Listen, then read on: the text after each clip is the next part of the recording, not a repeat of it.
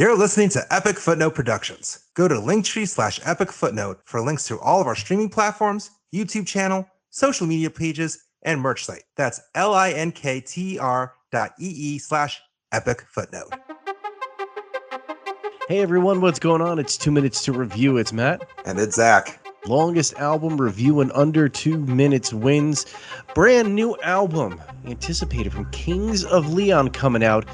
Can we please have fun? Please. That's the album title if you don't know. Their first via Capitol Records. And Matt, ready to get old? Yeah. I suppose. Gonna make you feel old. This year actually marks 25 years of Kings of Leon being the band. That's right. Caleb and his brothers and cousin, they've been doing this now for 25 years. 21 years if you count when they actually released their first album. But pretty much for the past two and a half decades, the Tennessee rock band has just really kind of made their voice known and just really taken fans aback with just their retro yet still sleek and modern take on rock and roll. For the past 15 years alone, they've gotten tons of Grammy nominations and awards, platinum selling albums and singles, sold out arena tours across the world. I mean, actually, for a band that sounds so like Americana rock and Heartland rock, it's funny how they actually got their big break first in the UK and then became big in the US. And actually, just thinking back to how You Somebody is 16 years old, that song alone, which, I mean, it's still actually a song you really can't escape on any radio station. Somebody. We can't afford the rights, Matt. Why you keep doing this? But yes, that band. And when you know it, here they are with Can We Please Have Fun? And we were like, yes, we can have fun. And maybe we'll have fun listening to it and reviewing it. So without further ado, Matt, would you like to go first? Would you like me to go first? What would you prefer? Let's keep on this breaking tradition thing. Oh my goodness. I'll go first. Let's find out who, between Matt and I, can give the longest review in under 2 minutes. Matt, could you use some more time, or are you ready to go? Oh, I'm ready. Let's do it. 3, 2, 1. Have fun. So, this album for me was a very interesting listen. I'll be the first to admit I'm not the biggest fans of the Kings of Leon, just simply because they're not my typical type of music that I listen to. Yeah, I got on the train with You Somebody and Sex on Fire. Hell, my cover band even covered it back in the day. But listening to this one and looking at the cover first and foremost, I really felt like this is one of those albums that should have like the nice price sticker on it. If you don't know what that reference is, go look it up. But listening to this album, it kind of makes sense because this, dare I say, is probably the most mature that Kings of Leon have sounded. And for anybody who's ever criticized Creed of trying to sound like Pearl Jam, listen to this album and I think you're going to see that this band, at least on here, tried to sound like Pearl Jam to some extent. And it's not a bad thing. It's just a thing that happened. Also kind of interesting, it's almost like there was a little bit of a whisper in there of maybe a little bit of Radiohead influence, but just a whisper, nothing crazy, because this album really has this, dare I say, nostalgic 90s vibe to it, and it just sounded like they were trying to be in the studio, kind of like the title says, trying to have some fun. And I think it comes across in the recording and the way that it feels, because it does feel like they're in there, they're jamming, they're having a good time. And the overall product of the album, it's just a solid album. Time is locked in. I'm actually not entirely sure where this is going to go, but out of 5 stars, what do you give Kings of Leon? Can we please have fun? I'm going to give it 3.5 nice price stickers. Do you want to elaborate, or do you want to wait until I give my I'll review? wait. I'm going to wait. Because you mentioned one thing that I'm like, yep, okay, I'm not crazy for hearing that. And I'd like to discuss further. But first, let me give some 2 cents. Count me down, fool. All right, here we go. 3, 2, 1, Go. So I thought I knew what I was going to get with a new Kings of Leon album. I wasn't expecting them to blend their vintage heartland rock roots so much with more of the quirkiness elements of modern alternative today. Uh, which, I mean, if you look at the credits, it makes kind of sense because they actually worked with producer Kid Harpoon, who has worked with Harry Styles, Florence and the Machine, and even actually co-produced Flowers by Miley Cyrus. So there's a lot more of a modern, like little, like I can't keep using the word quirkiness to it that I just wasn't expecting to blend, not only be blended in a Kings of Leon album, but actually work really well with the more rustic elements. But now, admittedly, that's much more prevalent in the first half of the album, which is where I really think they actually have the most fun sounding elements. And then as the album goes on, it kind of feels like they start going back to their business as usual rock kind of sound. And it's a little less fun, but it's still a fun album to listen to. I mean, there's no denying as you listen to these songs that the guys are actually a very talented group of musicians, and Caleb's voice especially shines on songs like Actual Daydream. And then even moments when you're like, all right, I guess this is going to be on the more slower side of an album, suddenly the band just kicks into a rocker like nothing to do. And it's just like, oh wow, like there's just enough intricacies sprinkled throughout Can We Please Have Fun, where it might not be a revolutionary rock album, but it's enough for you to go, man, this is actually really enjoyable. And you know what? Kings of Leon are actually a pretty damn good band. All right, we've got a time. And out of 5 stars. Out of 5 stars, I'm going to go 3.5 too. Kings of Leon is a band I always forget are actually really damn good. And sometimes, because I think it's just like songs like Use Somebody, even Sex on Fire, they really got overplayed. And it's kind of easy to kind of like write them off, kind of similar to the Killers in that when you actually listen to their songs, you're like, shoot, this is a really damn good song. And they're really like there's something unique about their non-uniqueness, if that makes even sense. Like there's a vintageness and like just like retro nostalgic sound to Kings of Leon that I mean you mentioned I the thing I wanted to call out, you mentioned that you heard moments where they were trying to sound like Pearl Jam. I heard that Moments? too. Yeah. Moments? I don't think the whole album was a Pearl Jam sounding thing. There was definitely moments where I'm like, oh, he's definitely trying to channel his Eddie Vedder. And you know what? I don't mind it though. Like, I actually kind of thought that like it worked in a certain sense. And sometimes I'm like, you know what? This is a little bit more interesting than the new Pearl Jam album, Dark Matter. Yeah, boom, said it. I really hate, in fact, I hate that I'm saying that out loud, that I actually might have enjoyed this album more than Dark Matter by Pearl Yeah. Jam. Yeah. There was more interesting moments on this, like more, like not enough to make you go, whoa, didn't This see is that coming, but more of a, oh, okay. well, it's from an era when Pearl Jam was more solidly Pearl Jam. Like I would picture this around like Vitology era Yeah, Pearl Jam. this Not is not definitely later Pearl Jam sounding album. it, That's not by Pearl Jam. Sorry, uh, Kings of Leon. well, hold on. When you say later Pearl Jam, like Vitology was in all things Pearl Jam, that's pretty early. It's I consider that. I guess that's kind of early, but I don't think this is 10 Pearl No, Jam it's not. sounding. It's not a 10. No, but This is late 90s, early 2000s Pearl Jam. and if yeah, and them trying to channel the slower, more mature side of Pearl It Jam. it's a mature sounding album in a fun way. Yeah. Like there's definitely like every time I really thought like, all right, we're gonna I guess this is gonna be on the more ballady side. Suddenly like they throw in a guitar like I'm like, oh, this is pretty cool.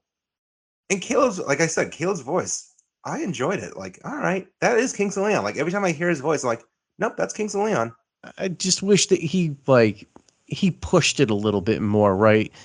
I feel like he does get into that almost like that mumble Yeah. style. He's got to bring it out, So He has a good voice. I brought up the point about also the producer they worked with on this because the first two tracks specifically, I really was like, oh wow, there's some modern poppy like all like I felt like it was like some of the songs I could have listened to, like currently playing on Alt Nation. Like some moments, I'm like, this is interesting. I wasn't expecting Kings of Leon to do this, and then like, oh, it's Kip Harpoon who produced this, and like you kind of can hear some of the Harry Styles solo stuff incorporated, which that's not a diss either. Some of Harry Styles solo stuff is actually surprisingly very good for a pop sounding album. But like you can kind of hear like, all right, I get the little pop elements, and I actually kind of wish they took that a little bit further. Like the first single, Mustang, I'm like, all right, this is kind of the stuff that I was expecting from Kings of Leon, and this is the kind of stuff that I can do without. But even just like Ballerina Radio and Rainbow Ball, the first two songs, like I wish they kind of continued that like little pop element themes, because then by the time they get to the last track, Scene, it's just, it felt like they were slowly like they went in when having a lot of fun to like, all right, we need to wrap this up. And not in like a, oh, we're like over this already, but like you can just kind of tell that like It was dinner time. yeah, you can kind of tell they're like, all right, I think we got something, right? Do we really need to do another take? Like, I think it was Hesitation Generation. I'm like, something feels a little off. That's the thing. I wouldn't call this a like a perfect, enjoyable album from start to finish. There's definitely moments like I think it was Hesitation Generation. I'm like, something feels off between Caleb and the band. But then like actual Daydream and Split Screen, I'm like, oh no, that's some cool stuff. That's some interesting work there. And then Nowhere to Run also kind of like, all right, cool. But I think it's a little uneven, and you start to see the wheels unravel by the end. Yeah, like I said, Kings of Leon normally is not my cup of tea. I've struggled with listening to them really past only by the night, and listening to this album, it makes me wonder if there was something about the band that I missed all these years. But then, after getting past the first couple songs, I'm like, okay, pretty good, pretty good. And then, like you said, the album kind of trails on. It's like, no, I think I'm okay with not listening to as much Kings of Leon as I probably could have over the years. Because even for this review, I tried to go back and listen to like Mechanical Bull or Come Around Sundown, and it's like, okay, well, maybe. It wears on me after a while because I do listen to some pretty like weird and out there stuff. It's just for some reason I don't know if droning is the right word, but it feels like it's just like it carries on in this very like not like monotone-esque way where it just wears on me, and it's like I'm kind of done here. Can we move on? Yeah, I think that's a good way to say it, like droning rock, which kind of sounds like a diss, but like I think there's some charm to that style of indie rock and alternative rock, but it gets to be a chore after a little while, and it makes you forget the interesting, which is I think kind of another reason why it's like, oh, you forget how Only by the Night is actually a pretty damn good record, because it feels kind of like you're forcing yourself to listen to it to get over the fact that other songs are just a little overplayed. I guess also maybe because I'm expecting something like You Somebody or Sex on Fire, and it's just not them anymore. It's a different band. It's like now we're in our art rock stage, and we're gonna do things our way, and be damned record sales or be damned streams, because we're just gonna do what we think feels good. Which, good for them. Yeah. Good for them for doing that. Have you ever seen them live? No. I've sort of seen them live in a semi weird, unexpected way. I actually saw them perform on the Today Show back in 2016. Because you know how like I actually don't know if they still do this, but you know how like in Rockefeller Center they have like people in the crowd to watch whatever bands or musical performance they have in like the center of Rockefeller Plaza. Mm-hmm. So I was working for a college, doing media relations for a college, and we arranged to have a bunch of our college kids go early in the morning. Like we had to get up at 3 a.m. and like drive into the city by 4 a.m. so we can get into the slot, into like the crowd by 5 a.m. And like I think at least 30, maybe like even 40, like 50 college kids and a few faculty members. Like we all dressed in like the college's sweatshirts and colors, and we had signs. Because basically at the time, like we had a basketball team that was actually doing pretty well in the playoffs of their division. So like we were like going like go Knights, like that was the school mascot, like go Knights, and the idea being like we're trying to spread, get our college kids on TV to spread the word about the college and whatnot, and like guerrilla marketing kind of idea. And Kings of Leon just so happened, like we didn't do it because of Kings of Leon. We just did it because we wanted, like, this was the date that worked best. The weather was decent and whatnot. And it just so happened that Kings of Leon were the musical guest.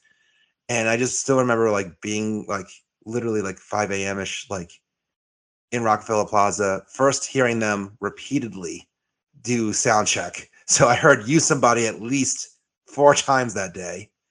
And then whatever song they were doing in support of the album that they were promoting at the time.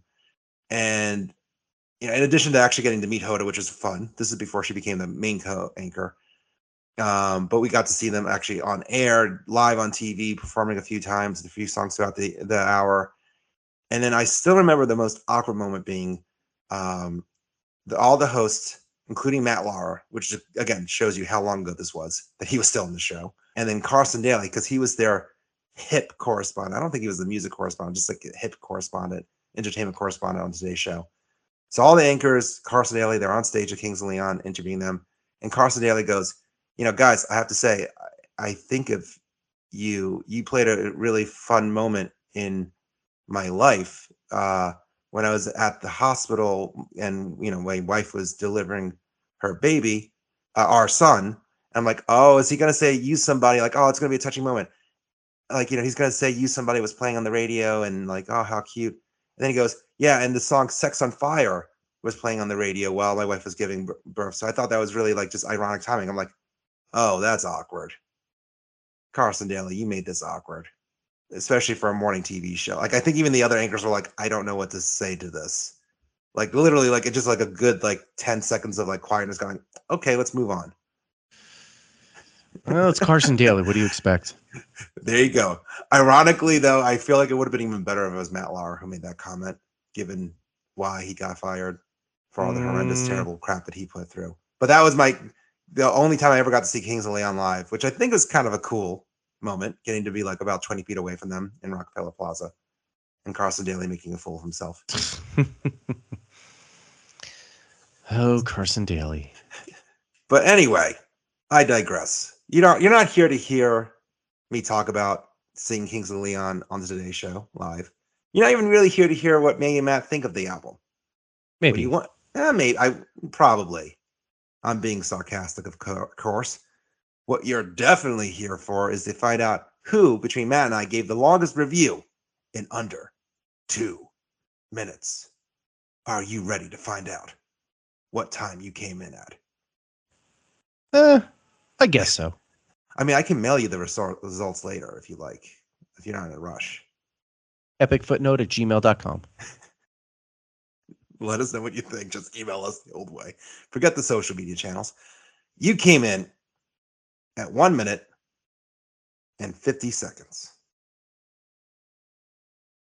All right. Pretty good. It's the last few times you went over, so maybe this is a comeback. Don't call it a comeback because I've never left. Well, you haven't really left, but. So you came in at 1 minute and 52 seconds. Whoa! Yeah, pretty close. Very close. I know I jokingly always be like, ha, I won, but I'm actually proud of that one. That was a Kentucky Derby final photo finish. There's been a lot of that happening lately. There was like on the episodes here, or like in life? No, in general in sports, the Kentucky Derby was close, and then there was another finish in NASCAR recently where it was 1/1000th of a second finish between the first and second car. Wow. The computer to check it couldn't even figure out who won. How did they figure out who won? They went to the photos, but it was so close that the computer couldn't pick it up. They had to use somebody instead of a computer. Oh, that's a good Dun, one. dun, dun, dun, dun. And on that note, let us know what you think of Can We Please Have Fun by Kings of Leon. Let us know on Facebook, X/Twitter, Threads if you're still on there, God bless, Instagram, TikTok. Let us know, did you like this album? Do you disagree with Matt and I? Are we crazy? Are we not having enough fun? Or are we right about everything? Which we are, let's be real. Also subscribe to our YouTube channel. You can listen to a ton of other reviews and just tons of episodes like similar to this. And a special thank you to Lucky 13 Beard Co. Log on to lucky13beardco.com. If you've ever wanted to try beard balms and oils before, these are the guys you're going to want to get them from. They are going to leave you feeling the best you've ever felt, and they're going to make you smell absolutely incredible. We have our own with them. It is called the Lemmy. It smells of bourbon, tobacco, cola, and leather. It is so good. And now we're giving you the chance to get in with these guys and take 10% off of your entire order. Anything you want, throw it in your cart, 10% off. Use the code EFP10 at checkout. Lucky13, the number beardco.com. Use the code EFP10 at checkout. What you could do to humor us, though, is go to our Linktree page where you'll find out more about our cool merch like t-shirts, hats, hoodies, coffee mugs, stickers with our cool little logo on it. It's a cool way to just, let your friends know, hey, look at this shirt. It's from a podcast I listen to. And even just to support us so we can keep doing episodes like this. We appreciate your support. We appreciate you constantly listening to us. Subscribe, like our posts, whatever you can. Thank you. And we hope you join us for another episode real soon. See ya.